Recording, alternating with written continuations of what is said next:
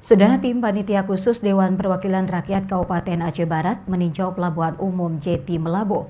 Pengecekan tersebut dilakukan karena pelabuhan ini dinilai belum menghasilkan pendapatan asli daerah atau PAD secara maksimal.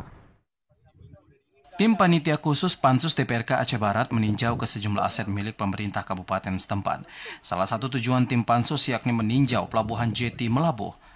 Dalam inspeksi ini, tim Pansus menyoroti belum maksimalnya pendapatan asli daerah atau PAD bagi Aceh Barat pasca pelabuhan dikelola oleh pihak ketiga.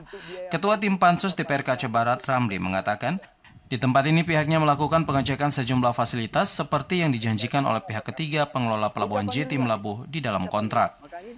Selain itu, pihaknya juga memantau terkait keberadaan besi tua bekas konveyor milik sebuah perusahaan yang belum dibongkar sehingga dikhawatirkan membahayakan masyarakat.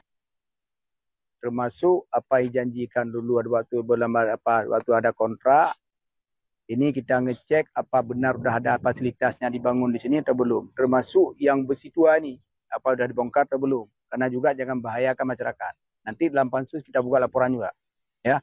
Maka ini tentang apa Pelabuhan Jeti ini, karena sudah diserahkan oleh PJ Bupati kepada salah satu perusahaan yaitu MPM, mungkin kami juga tim Pansus akan manggil mantan PJ Bupati Aceh Barat, yaitu Pak Mahdi. Selain turun ke lapangan, tim Pansus juga dijadwalkan akan memanggil mantan penjabat Bupati Aceh Barat, Mahdi Effendi, dalam rapat dengar pendapat atau RDP, termasuk dengan Dinas Perhubungan yang berkaitan dengan pelabuhan ini.